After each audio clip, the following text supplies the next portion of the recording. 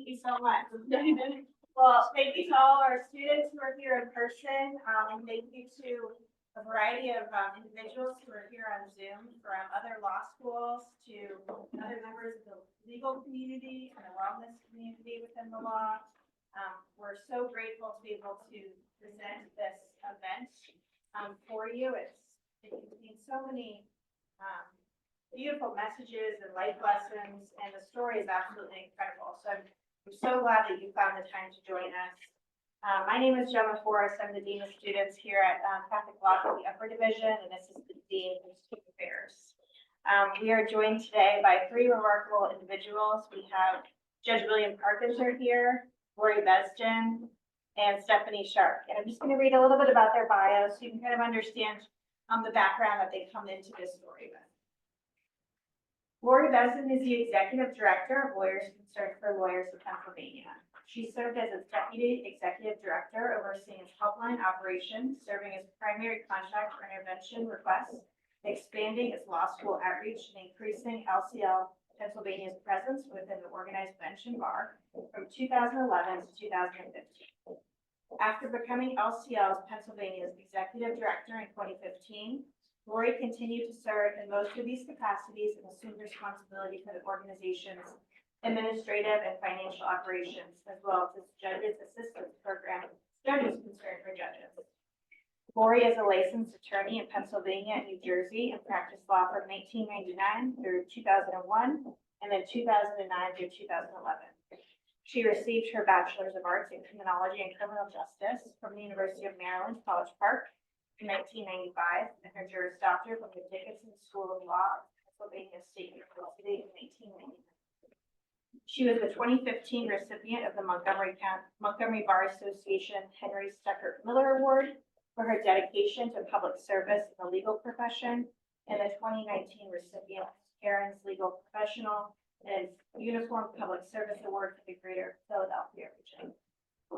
She is presented for the JAG Corps, Harvard Law School, American University, Washington School of Law, Pennsylvania Bar Association, and many more. She has served as a volunteer in the animal rescue world since 2013.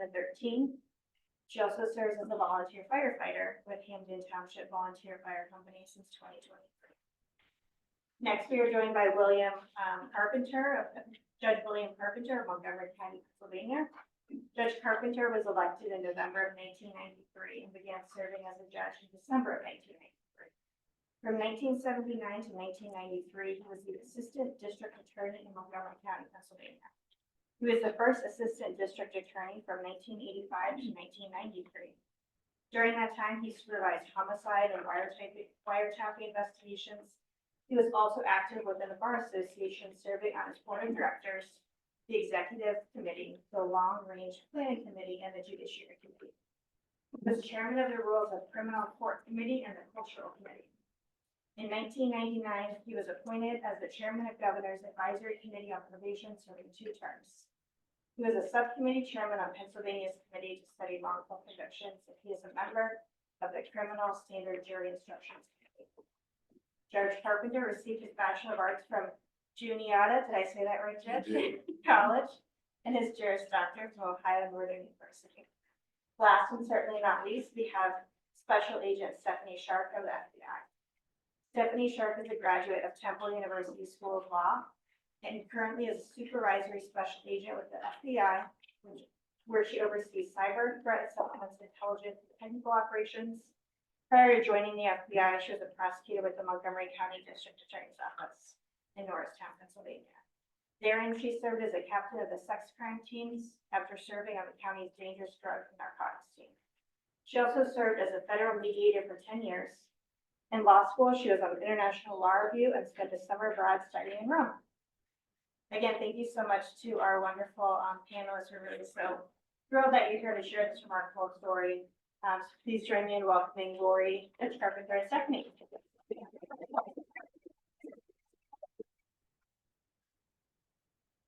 Thank you. Good afternoon. We are excited to be here with you today and spend the next hour discussing justice, recovery, resilience, and redemption, a story of unlikely connections. As Gemma noted, my name is Stephanie Shark.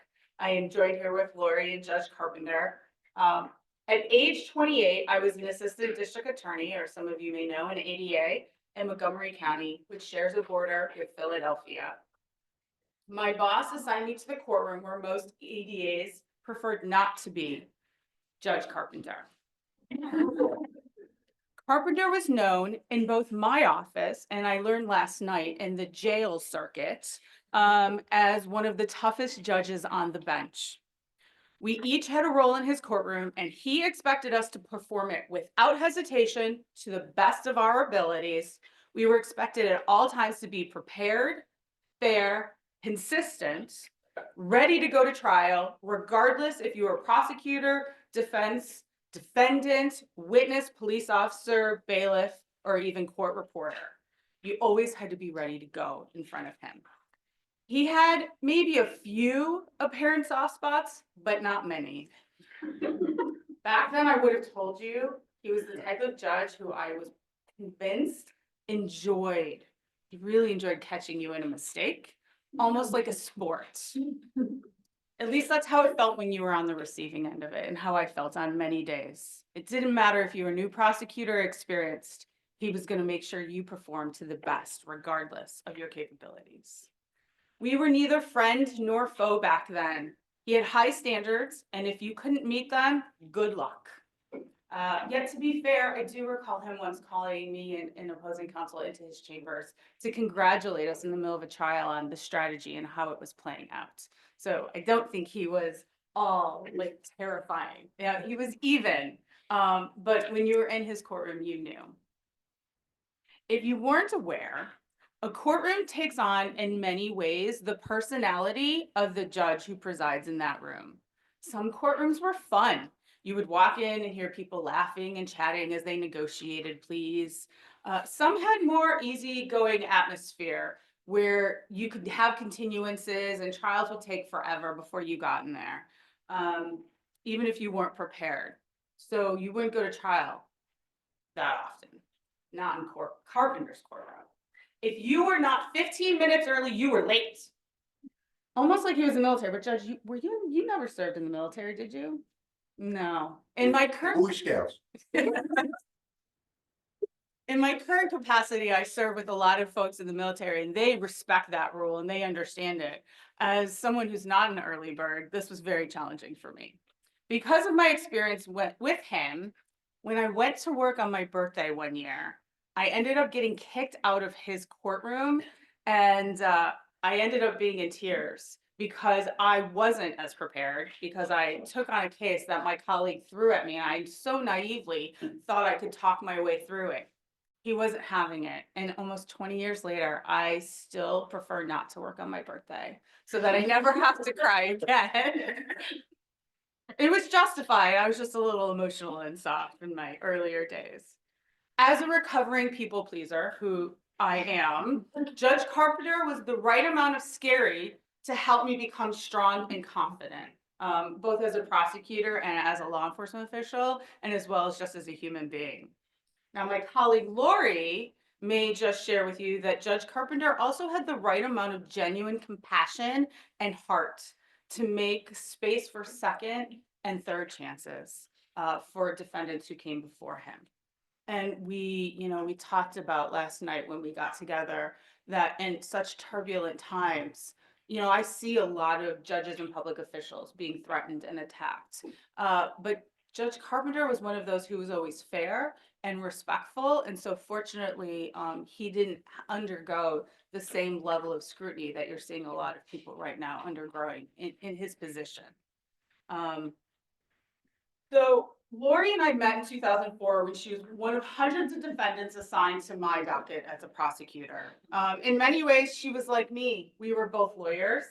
We were about the same age. We both went to law school in Pennsylvania. She clerked for a judge, and I obviously worked in a courtroom with a judge daily. However, she also reflected someone who came from a privileged life, whereas I did not. She, from when I was young and naive, from my perspective, she gave into temptation. She appeared to have taken the easy path, having a fun life, doing whatever she wanted, which meant, from my view, partying. Whereas I, every day, often took the harder path. in order to create a better life for myself, intentionally avoiding circumstances which would get me in trouble. She was born with every opportunity to have a great life, and here she was arrested and throwing it all away. Whereas I was born to fail in this world, and I often struggled to build a life that others would be proud of. All these dynamics between all three of us would come into play when I argued for a harsh and very lengthy state prison sentence for Laurie after she was back in court for a probation violation and new charges, facing DUIs in multiple states and a prescription fraud across multiple counties in Pennsylvania. She ultimately could have had dozens of charges, but the law enforcement officer asked that we only give her one to a few. It wasn't many, and kind of wrap it all in one. In my assessment, she was an addict who was spiraling and had not hit her rock bottom. Supported by her attorney's assistance that she'd be released with time served. She had more support in that courtroom than any other defendant I had seen, and yet I couldn't help but believe she had them all fooled. Well, not me. I was going to do my best to put it on the record and ensure that Judge Carpenter was also not fooled. Needless to say, Laurie and I were not fond of each other. So how did a lawyer end up an addict who at her worst was on multiple substances to include cocaine, with repeated arrests, spending almost a year in jail, followed by several stays in rehab, and unfortunately losing both her driver's license and her law license? And then how did Laurie come through this, not only to regain her licenses, but become the director of LCL and even overcome multiple fears and challenges to get a job in public service and running into fires and saving others? And then how did we sit alongside each other as the prosecutor and the judge and the defendant when we started opposing forces in life? We'll take it back to the redemption and the power of law. Building a community through recovery, a strong personal will, and a heck of a lot of resilience. Usually a court case will end with the sentencing. Not this one. What did it take for three individuals to come together to be with you here today? Not only as allies, but as genuine friends. And what can living with an addiction look like for a lawyer, a first responder, or anyone in your life?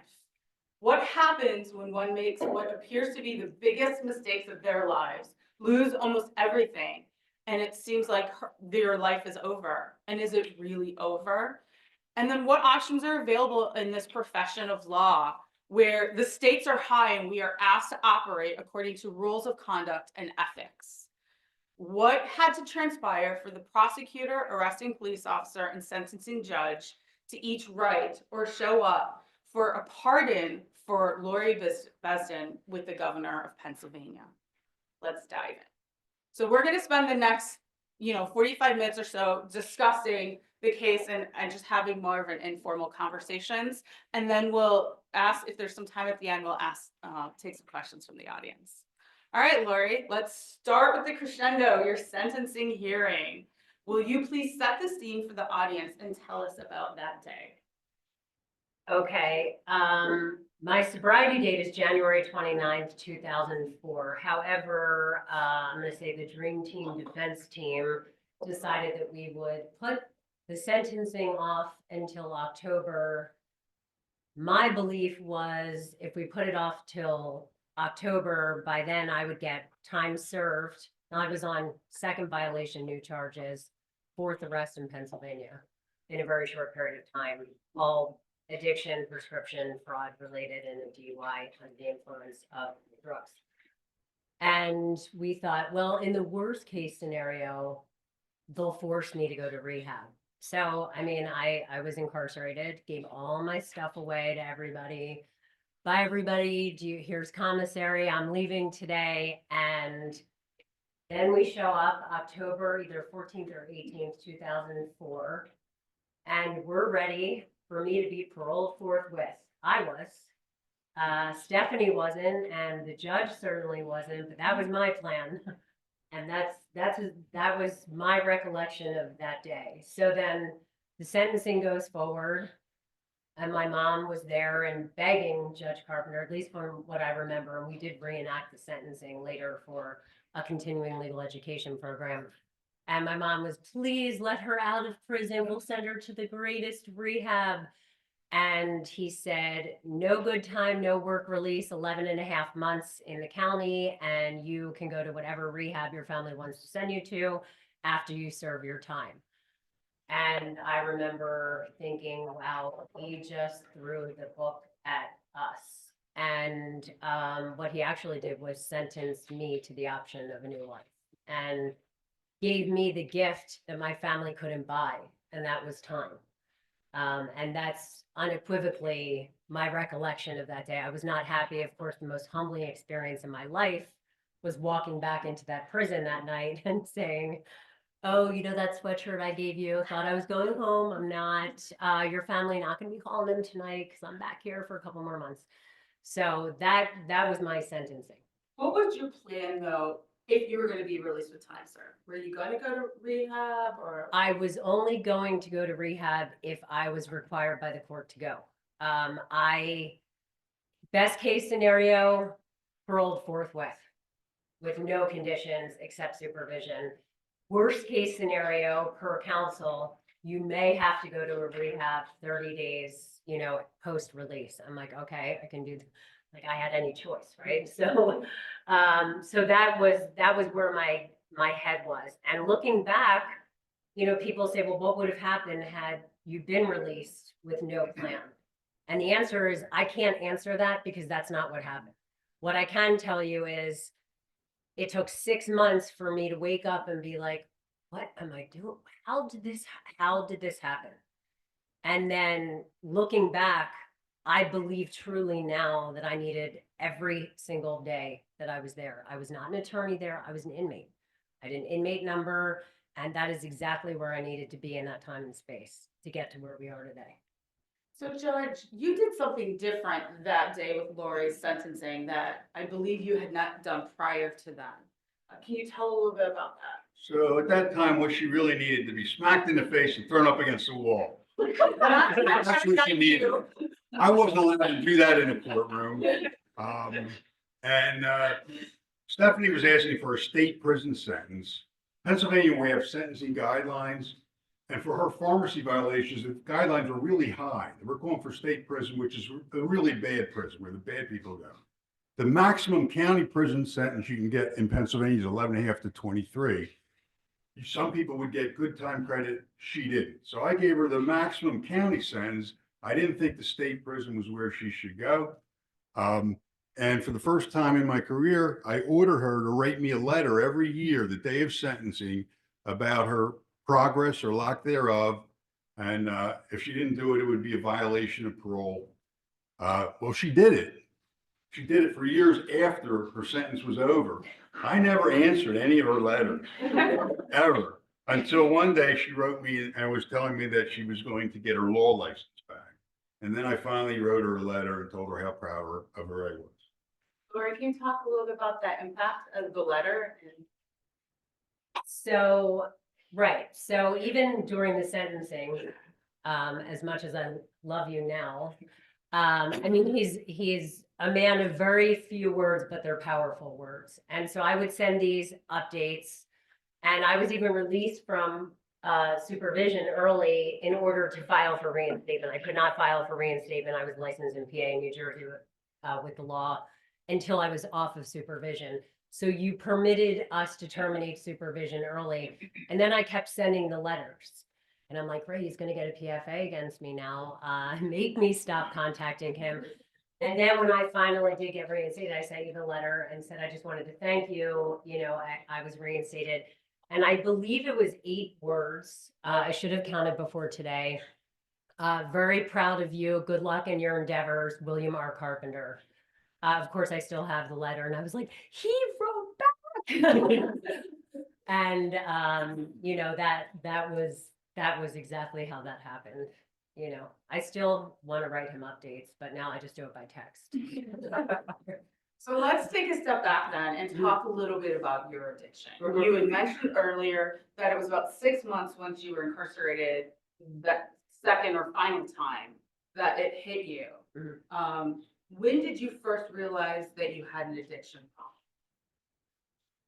I mean, honestly, we were talking about this last night, and I mean, you would think now looking back, there were all the red flags when I first went to the dentist at age 8 and I was given nitrous and I loved it.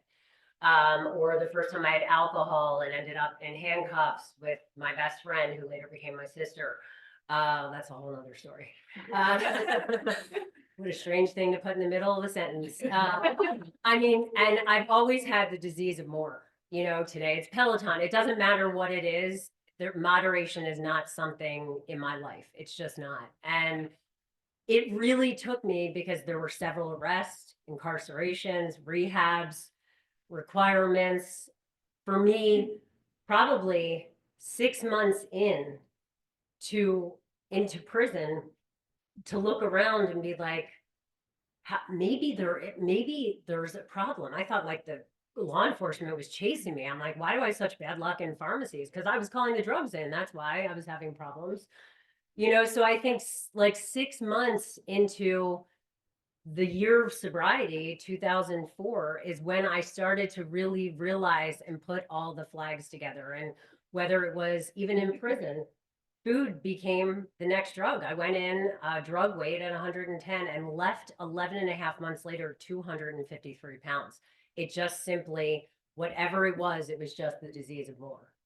You know, so I think just now looking back, I can see whether it was the nitrous, alcohol, relationships, food, whatever it was, there was a hole in my soul that I just tried to fill. And what was, if you can even pick a moment in time, what was it like at the worst point for you under the addiction? I remember I was no longer working in the law. It was about 2001. My parents were separated, so I was able to like play them against each other. And I was living with my dad, and I remember looking out the window, and I had been on a 3-day cocaine bender and seeing the sun come up again, and I was still awake, hearing the birds, seeing people walking their dogs, and thinking to myself, I am going to have to die to get out of this. Like, how am I ever going to get out of this? All I want is to wake up and go to any job. And then I was like, there was just such a heaviness of the reality, but I still thought in my mind, like an addiction, we just say like denial stands for don't even know I am lying. I still thought there had to be another way for me to control this that I just hadn't figured out yet. And that was 3 years or 2.5 years before you even got arrested and incarcerated for this lengthy period of time. Right. So one of the things as I've gotten to know you more that has really impressed me in a way that I wasn't expecting when learning about addictions. And if I have the language wrong, please correct me for the audience so that they can learn as well, is how easily you were able to hide your addiction and still practice law, still be in school. Your family had no idea. You know, you were committing crimes while clerking for a judge. And I think part of that's just because you're ridiculously intelligent.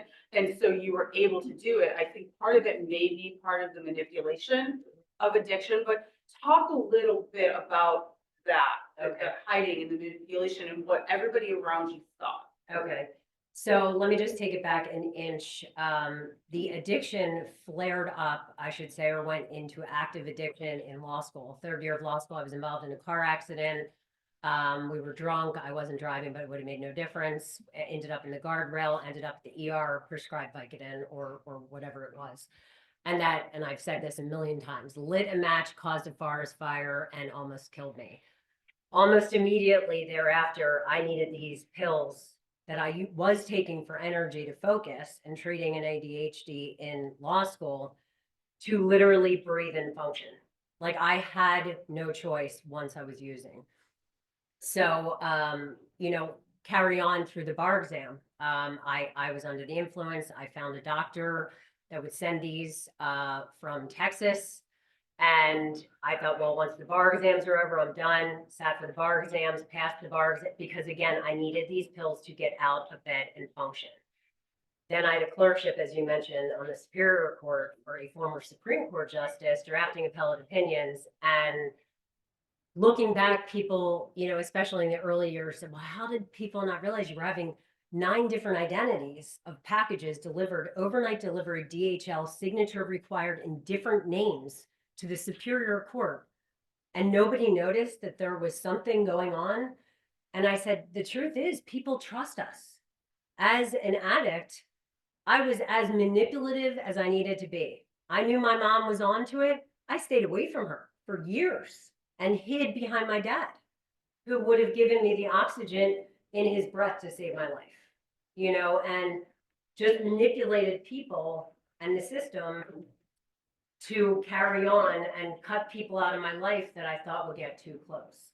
You know, and I've obviously reconvened with all the people I worked with on the Superior Court and then another clerkship.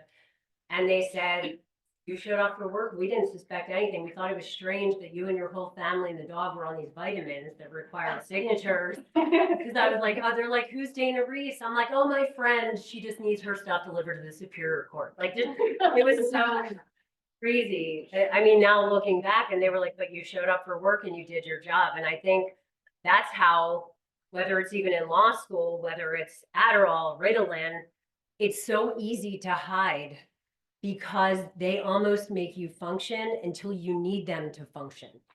And there's such a fine line of, I use them recreationally. Wow, they're giving me a surge of energy, to why is my heart palpitating? What is wrong? Wait a minute, how did this happen to me? I can't ask for help.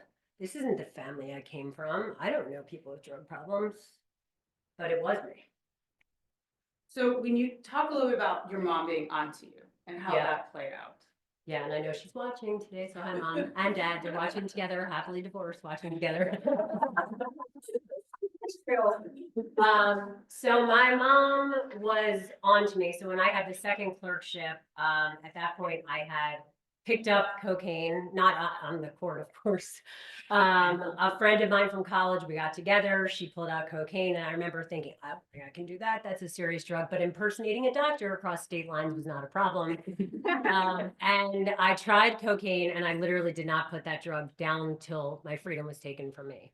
But my mom realized there was a problem, even though I wasn't living with her. When the cocaine started, I went from about this weight to 110 pounds, about a 40-pound loss. Relatively what seemed like overnight. It was less than a month. Because when I used, I went 100 miles an hour. So I wasn't eating, I was staying awake until I literally was driving and falling asleep from being awake for 5 days. And so my mom assumed, and again, my parents and everyone's family does the best they can at the time with the information they have. My mom assumed I had an eating disorder. Now, of course, down the line, of course, obviously, I've struggled with eating issues, but at that time, that was not what it was. So my mom called the judge I was clerking for and said, she's going to need to get some help. And my mom went ahead and lined up treatment in an eating disorder facility. And so she told me where we were going. It's before Waze and Google. It was MapQuest. You probably don't even know what it is. And I had been on literally like a 3 or 4 day cocaine bender. So I stopped, got Dunkin' Donuts, dozen donuts, 45 munchkins I hadn't eaten in days, showed up to what I thought was rehab. And they're doing the intake and I am eating like I've not, you know, and I ate everything. And then they just were observing me. And then they said, can we take your weight? They turned me around. Why am I not looking? They're like, do you not know where you are? And at the end of the day, they said, we're not going to take her. We don't think she's an eating disorder. And my mom said, you are just manipulating everybody. And she literally went left, I went right, and we didn't speak for a long period of time. So I used that to my advantage. You know, in that time, my mom sent me letters saying like, you know, a mother's love is unconditional. You're breaking my heart. And I remember just being so irritated that she felt the need to memorialize her feelings. And she was so over exaggerating, but she really wasn't. You know, I was not in her shoes. I was on the other side of it. And I hid at my dad's, who had no idea. I mean, I love him to pieces, but he had no clue what was going on, which worked very well for me. So he would hide arrest from my mom and not tell her until the grand finale, when everything happened and I went to prison, and it then became like a family crisis. But short of that, you know, once my mom was on to me, I kind of just let her stay angry, and I one of the things that you talked about is you're a lawyer, obviously, we've established that. But you didn't want to be a lawyer. And how did that play into this scenario for you? Right, I think, I mean, growing up, and I mean, we grew up, I suppose a million times that I've presented, like in a two-story house, one story on the inside, one story on the outside. On the outside, everybody used to come over for pancakes on Sunday, and my family was so cute. And little did I know, my parents were just waiting for us to get through graduate school to divorce. And they thought it was the best to like raise kids in a two-family house. And it was just, I thought that was normal. But the expectations before we were even born were lawyer, doctor. And that's what was going to happen. And for my sister, that worked out perfectly according to plan. She's exactly where she was meant to be, I guess. And for me, from like day one, I was like oppositional defiance from the moment that I had a voice. And I was like, I want to go to cosmetology school. And they're like, that's great. How about after law school? So it's still on the bucket list. We were talking about that last night. I cut everybody's hair, but I have not gone to cosmetology school. So really, in a way, like in people in law school were like, I'm going to be a trial attorney. And I was like, who needs a haircut? Like, and literally, like, I even cut my friend's hair in fire service. Like, I literally am like the neighborhood hair cuttery. And, you know, it's just, I was never comfortable in my own skin. And that really is what it comes down to, you know, and I tried to, you know, balance the demands or the expectations of me. And I was so fearful of failing out of law school that I maintained top 15% because what would happen if I didn't accomplish what my family wanted me to accomplish? And, you know, but it all got me to where I am now. So I want to transition a little bit, unless Judge, is there anything you want to chime in on yet? I want to transition a little bit to coming through the worst of it. What did it take, besides being incarcerated in space and time, for you to come through the worst of your addiction? Talk about maybe the impact of community or the people around you. I mean, I'll be honest, it's never a good day when the prosecutor's last name coming after you is Sharp. Okay. And I remember her coming in that day, like I still can hear her heels walking in. And, you know, I could feel the intensity. What I've now been gifted to know is like your just thirst for learning your life mission is really what that is and what that was. At the time, I took it personally. I was like, she's just after me. Why would you just be after me? I was a defendant. So, you know, I think now looking back, this story, yes, may have my name on it. The governor's pardon has my name on it, but my story is the story of everybody knows somebody in this room, and it may even be some of you, that this is your story. We all know somebody that has this story. I would not be where I am if he didn't send me to prison for a year, if she didn't argue for state time, if we didn't reconvene. These relationships that have come from this situation are without question the most powerful and impact relationships in my life.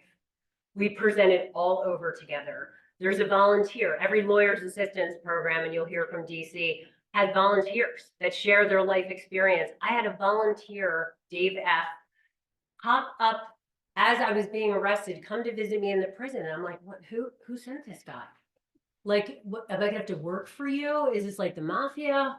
And he's like, no, I'm just 31 years sober. I'm gonna help you through this. And like, he stood there it went right through the pardon hearing, 19 years later, you know, and these relationships, the pardon, all of the people that were involved, I'll use the word in my takedown, law enforcement, detectives, judge, prosecutor, everyone involved in the takedown then became part of the redemption in the story. Every single one of them either wrote letters or stood at the podium with me. I believe we were like, I don't want to say we were holding hands, but our arms were like connected with the president judge at the time, Tom Del Ricci, and the Honorable Risa Furman.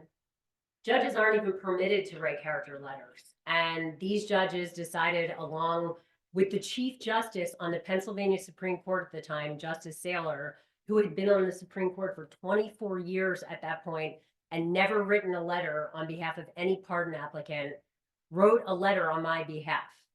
Because when I asked the president judge, why would you have done that and written a letter on my behalf? And he said, because somebody had to. And there I stood at the podium with the same people that took me down, thereby asking the governor to please redeem me and remove all of this criminal conduct. This is not my story. This is our story. So we're gonna talk a little bit more about the pardon, but to set it up, we all reconvened. Of 2016. So around 2016 era to reenact the sentencing of Laurie's sentencing for a CLE course in Pennsylvania. And that's when she and I hadn't talked, and we were in opposite parts of the room and didn't know how to engage with each other, but we had individual interviews where we had to give our testimony about why we did what we did. And through that, we got to hear each other's perspectives with space and distance. And then we're like, hey, can we reconnect? And so we've been building this relationship over time, and trying to understand what addictions are like and what our circumstances are and how do we support people as people.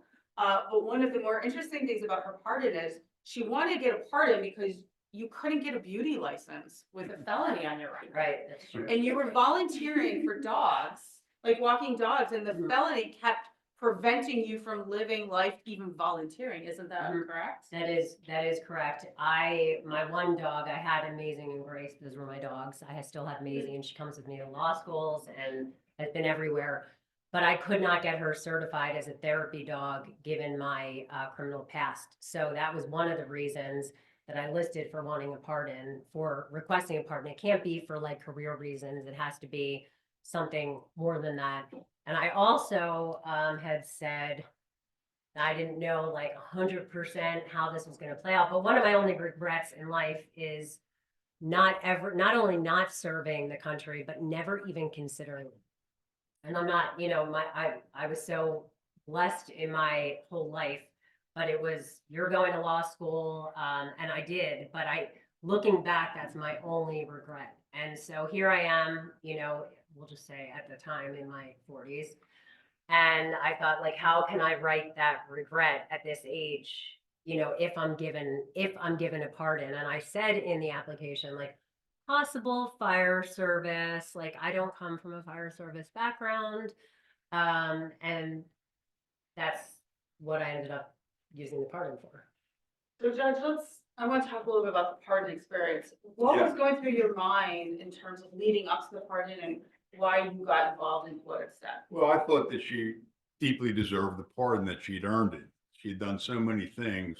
She really corrected her path and helped a lot of people, helped a lot of animals, did a lot of good things. And so when I had a chance to go and stand by her side, pardon, there was no question I would do that. And also true of the other judges. We were on your side. We thought you had certainly deserved it and earned it and would do better things with a pardon. So that's a room full of people that want to break. And many of them don't deserve any break at that time. And there's a handful that do, but a lot don't. And she was certainly one that stood out as deserving a pardon. Have you ever stood beside somebody else? I know I've never written Well, I I think you would be, I never stood beside anybody else. I don't think there's very many judges that have ever appeared before the pardon board with somebody they sent to jail for a year. In my mind.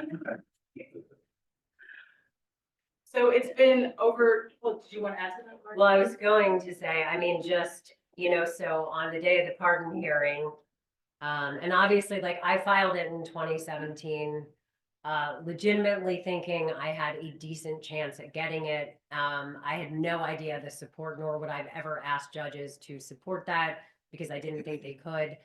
And, here, there's a whole list on the day of the pardon hearing. I believe there were 66 cases. So we look where we are, my family's there, colleagues, board members, my staff.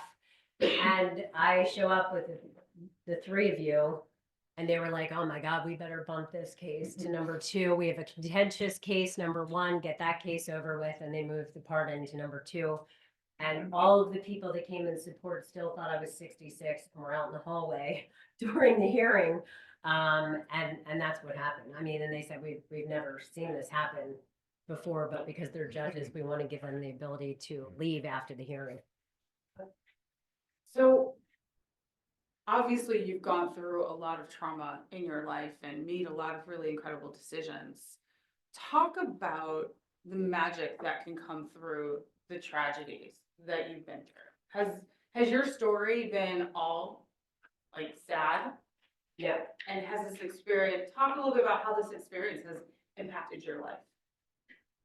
I mean, keeping it as simple as I can, even the time we spent last night, just sitting there and laughing and connecting. I believe, this is just my belief, like we are always where we're supposed to be at the time that we're there. I was where I needed to be in 2004. And I believe everybody has a Carfax. Not everyone puts in the New York Times, but we all have a Carfax. Everybody gets a deck of cards. And I feel like we're chosen for that deck to then pass it on and pay it forward to other people. Everybody shares their life experience in one respect or another to help other people. Whether you do it privately or publicly, everybody does that. You're in law school to advocate for missions, exact same thing. So without the story being what it was, I wouldn't have the credibility to have the trust of the judiciary. I mean, I had 4 judges contact me this morning requesting assistance. I would never have that but for my history.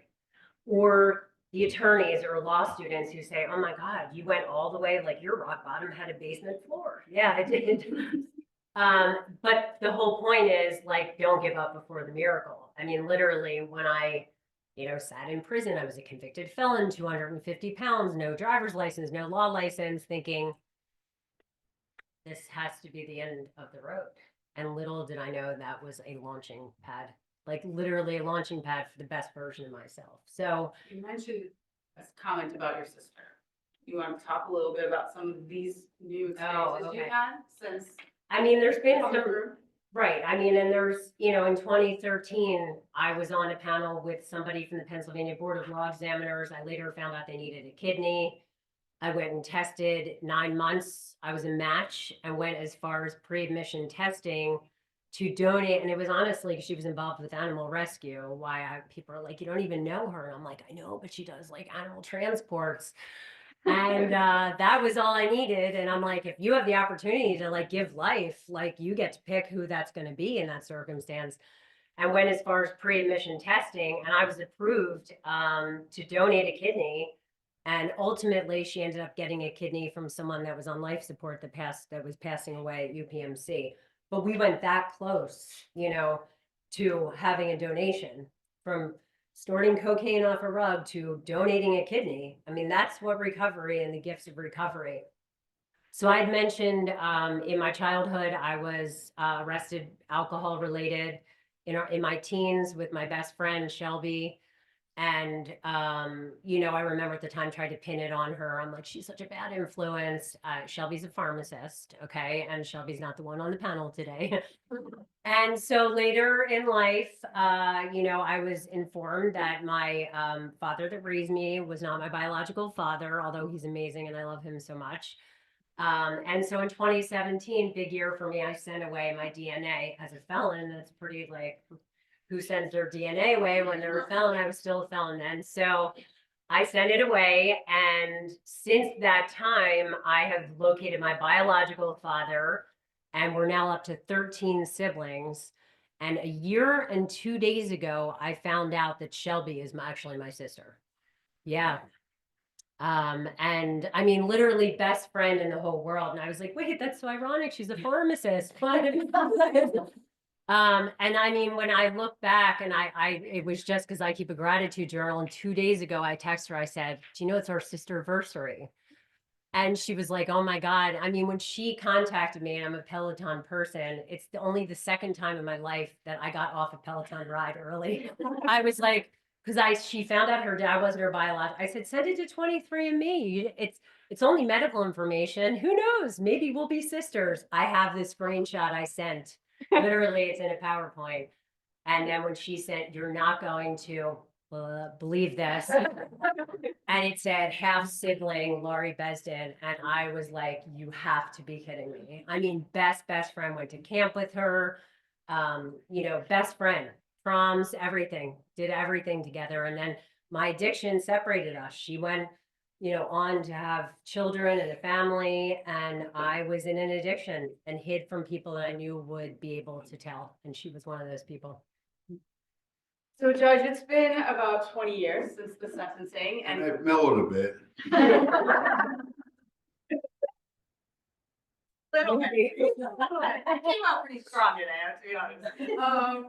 So talk to us about your thoughts and preparations as you were coming to DC today. Well, what she wants me to do is tell a joke. So coming down from Philadelphia to come down here, I made up a playlist on Spotify and I named it DC.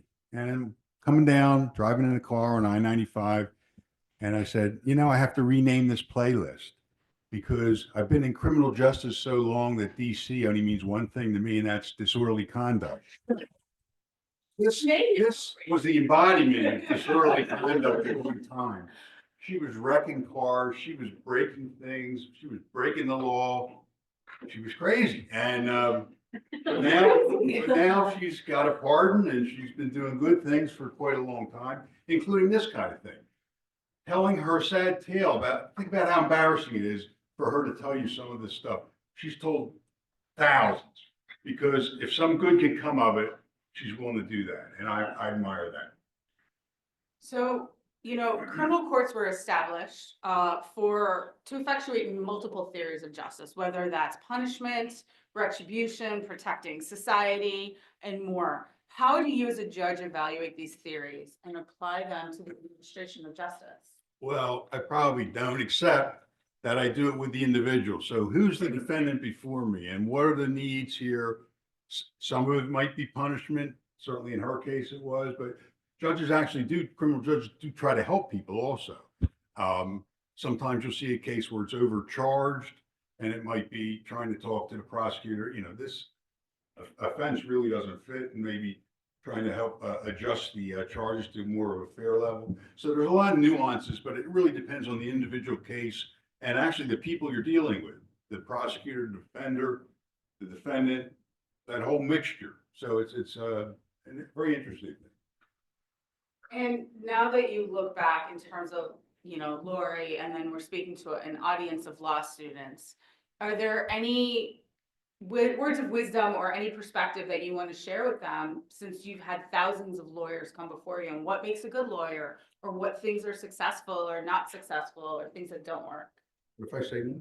You can say no. No, I won't. So what I demand of myself is what I would demand of any one of you if you walked into my courtroom as a lawyer. And that's simple. It's not easy to do always, but to be on time, to be prepared, and be professional. But never forget that third one. When you're contesting something with another lawyer on the other side, that person is not your enemy. They're really your colleague. Being a professional, you can treat each other with dignity and respect, and you can fight as hard as you can. And then you can go away from that case another day and have a laugh. So I think it's very important that you remember that. You're set aside, you're a profession. You're up there a little bit higher, very well educated. How many people in our country are not as well educated as you guys are even now that you even haven't graduated? So keep those things in mind, but it is a profession, and to do it right, you have to be professional and treat people with dignity and respect. If you're always trying to do the right thing for the right reason, you're probably going to be okay. Some of these things sound simple, but in the application, they're not always that simple. And of all the cases you've presided over, how does the Commonwealth versus Laurie Besden rank? Well, I've done a lot of cases. We were joking about this last night. So. And the truth is, it's one of the most important cases I've done simply because of so much good that she's done. And I haven't seen that in a lot of other cases. There have been other people that have had similar experiences, people that have told Laurie and told me that if I didn't send them to jail long enough, they would not have done well. So that kind of thing, yeah. Now, I know we're getting close to time and we started a little late, but we want to give a few more minutes. But as we wrap up, reflecting on this case, for either of you, is there a lesson that's come out of this that you would to make sure you share with the audience? Well, you get first. I think, and I mean, I was saying this last night, and I probably said it much more eloquently last night. I think sometimes more is revealed. I mean, in recovery, the rooms of recovery, we heard that more is revealed, and sometimes it is.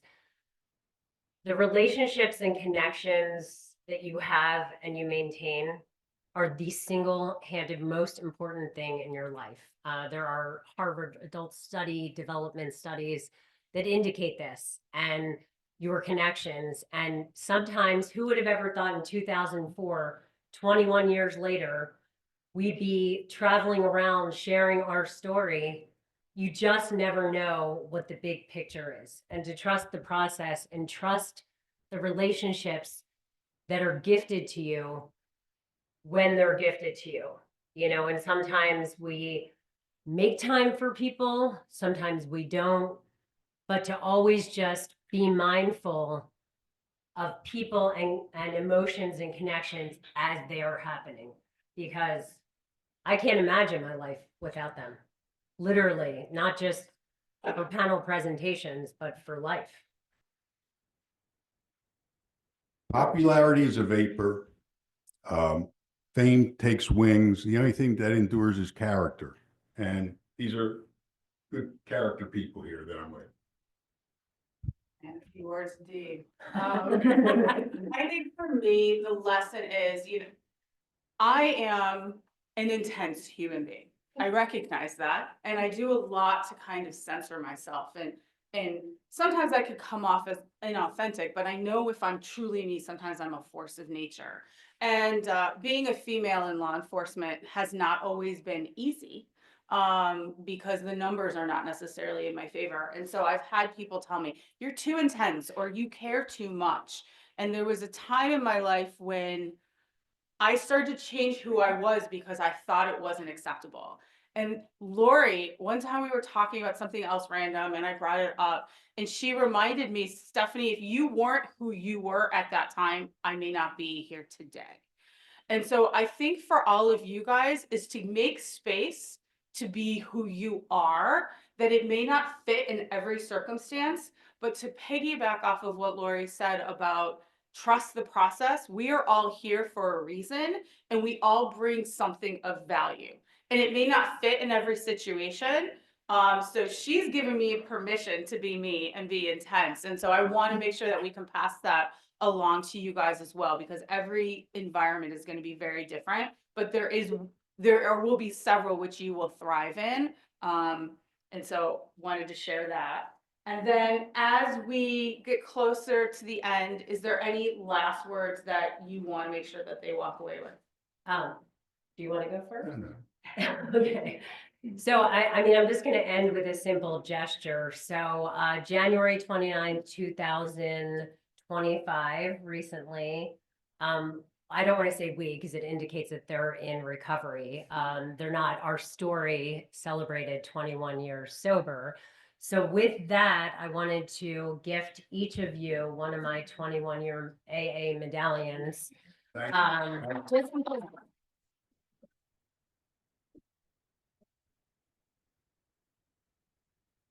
the truth is, and we say this in the rooms of recovery, together we can do what we cannot do alone.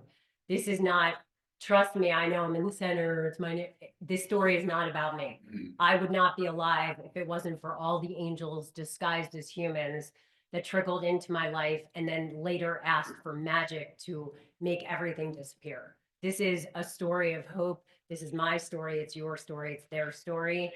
And know that everybody can make a difference. They earned that medallion even more than I did. Trust me. So I love both of you. And thank you so much. We fundamentally disagree.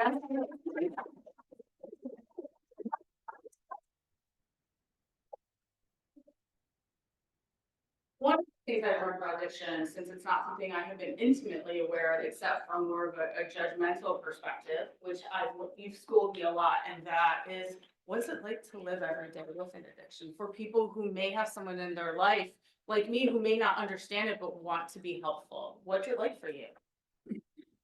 Honestly, now I consider it a superpower. Between like the gift of being somebody in recovery, somebody with the disease of more, somebody who's intense. I mean, now I put it towards volunteering efforts, whether I'm at the animal rescue, walking dogs on Saturday night, coordinating prison recovery meetings. I'm the coordinator in Cumberland County, whether it's fire service and going to drill tonight, I hope I can make it. You know, and whatever it is, just making sure, you know, if you have people in recovery in your life, that you just honor the space. I don't expect people not to drink or, you know, my recovery is my responsibility. And it's important as a person in recovery, you understand, it's not, my family probably thinks I'm cured, and I love my parents, and that's cute, but I'm not cured. And it's one day at a time, but that's my responsibility. And so if you have people in recovery, just be supportive of them and celebrate them. I mean, very much, and this will be the last thing I say, often, you know, if somebody is going through cancer treatments, you know, people, we get them to the oncologist, we rally around them with a treatment plan. But when it's substance use and mental health, like, don't tell anybody. My family told people I was backpacking Europe when I was in prison for a year, right? I love my parents. But the truth is that there are medical diagnoses that require treatment, and the prognosis of recovery is excellent. And so we should treat mental health and substance use just like we would cancer. Celebrate the victories and don't be ashamed to discuss it. We need to normalize the ask. And so with that, it's the perfect transition. I would like to introduce Nikki Irish from the DC Lawyers Assistance Program. Yeah, please do. Just gonna do this awkwardly. I feel very emotive right now after listening to that. But this is really just this reminder that the Lawyer Assistance Program exists in DC, and it exists in every state in some form of another. So essentially the two things that stood out for me in terms of this entire piece is Laurie talking about when you're not comfortable in your own skin. Because I think that shows up in many different ways with mental health and addiction. So if you are not comfortable in your own skin, or whether, right, I feel too much and like am holding back and can't figure out where to show it. Lawyer assistance programs are great places to go because there's help available for you. In DC, we're all licensed clinicians. Everything's entirely confidential. It is also free, free and confidential. And we offer individual counseling. We offer referrals to resources. We offer volunteers that Laurie talked about that can help you through this process. We offer online support groups. There's just a wealth of resources available in DC, as well as Pennsylvania and New York and Indiana, and wherever else you go, there will be help available for you. So whether you're not comfortable in your own skin, don't do that alone. And if you are concerned about somebody else, the Lawyer Assistance Program is also a great resource. We confidentially will talk to you and say, what's going on? What are you noticing? Here's how you have a conversation with them. Here are resources available that you can help them with. Again, you don't have to do it alone if you're concerned about somebody else. So this is just that kind of quick reminder to kind of support everything that got talked about here today. And yeah, thank you. Any student at any of the DC law schools, so everybody that is sitting here in this classroom and probably some people that are online, the services are free and confidential for you. So DC law student, DC bar member, a judge in DC, and then every lawyer assistance program kind of varies depending on the state in terms of access, but feel free to ask. Feel free, if you're not sure where you're going to end up and what bar you're going to be in, give us a call anyway. We're happy to get you connected to wherever that might be and what resources are available there. So we know it's the top of the hour or the bottom of the hour, and you probably have to go to class, but we will all stick around for a few minutes in case anybody has any additional questions or would like to get some more information. And then Gemma, I'll turn it over to you. Yes, thank you.